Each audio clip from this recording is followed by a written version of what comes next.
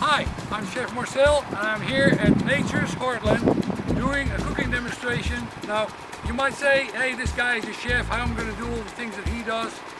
I'm just a regular guy. So to prove it to you, I'm going to take the uniform off and change into my regular clothes. It's almost like Superman changing. You just don't have a phone booth. So I'm also wearing Fight Like a Girl. I do that in honor of my wife who's fighting breast cancer. So just in case for you out there, take strength out of that. Now you can't see it, but Sylvia's standing right there behind the camera.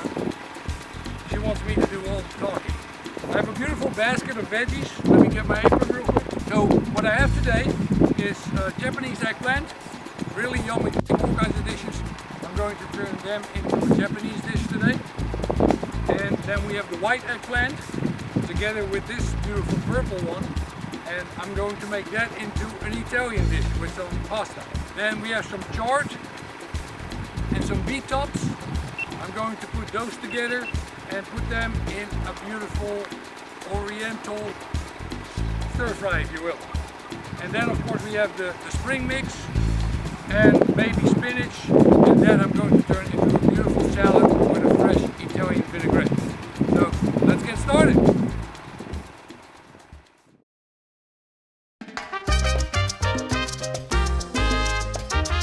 So the first thing we're going to do is take some beet tops, which a lot of people don't really know what to do with, but they're really delicious and very nutritious, as is most everything that we have here. So we're going to take the beet tops and I'm going to slice them in strips, and I'm going to do the same thing with the chard.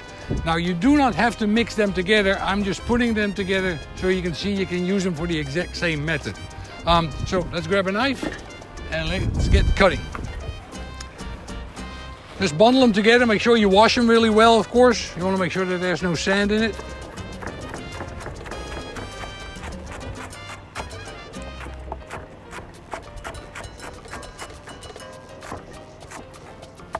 The stems I do not use, but I do use the tops themselves. Put that together. And then we do the same thing with the chard. Now at first you might think that it looks like a lot, but it shrinks down a lot in the pan once you start cooking with it.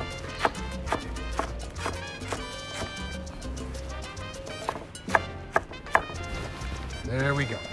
So then what we're going to add to it is the scallion. So what we do with the scallion is cut off the rooty bit, and then we cut it in half lengthwise. And if it's a real big one like this one right here, then what you do is you cut it in half lengthwise again. That way we create a little mince. And then we go against the grain and just cut them really nice and fine. You use all of the white and then most of the light green. And when you get to the really dark green part, you want to stop there and use that for other things. So there we have our scallions ready. And of course a little bit of garlic, if you like that, then add a little garlic to it. We can do that today as well. I had to hide it because I don't know if you can see all these girls that are around me, all these chickens running around. They love all the stuff that I brought today. So they're after all my goodies, so I had to hide it all. So I'm going to dive down and I'll be right back in a second. Right, so I found the garlic. The girls had not attacked it, so we're all good. We want to take the skin off, give it a little cut, tap it, skin comes off. Right here at the farm, the girls love eating all the little leftovers, so I just give that to them. At home, you want to put it in the trash can, obviously. We're going to mince up the garlic. And meanwhile, we need to have a pan on the stove. So we have that going. Do it on nice high heat. And here's the sun. Perfect timing. All right, so what we're going to use is toasted sesame seed oil. That gives it instantly already an oriental flair. And then we will also be using some delicious premium soy sauce. So the pan is nice and warm. We add our oil in. Then we take our chard and our beet tops. And they go in.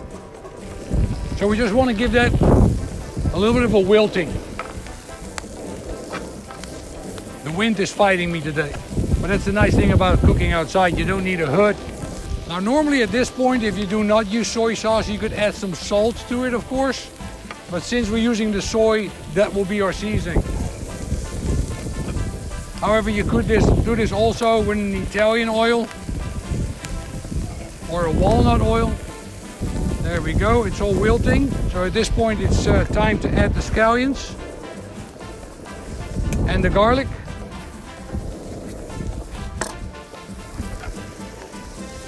And as you can tell, it's becoming smaller and smaller. So we went from something that could feed maybe 4 people to something that's for about 2 as a side dish to your main course. Unfortunately, this is not smell-o-vision, so all the good stuff goes in my nose. You're just gonna have to believe me, it smells delicious. So a little bit of pepper.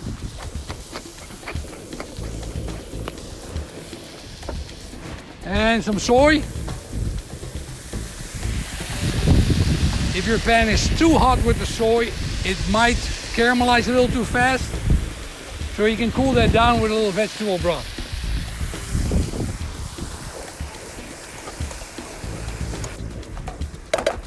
All right, let's get a plate and serve this.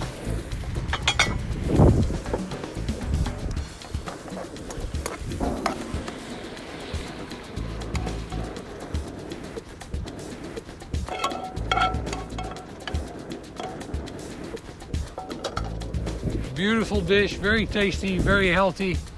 I hope you give it a try at home and leave me some comments with questions. You're always welcome.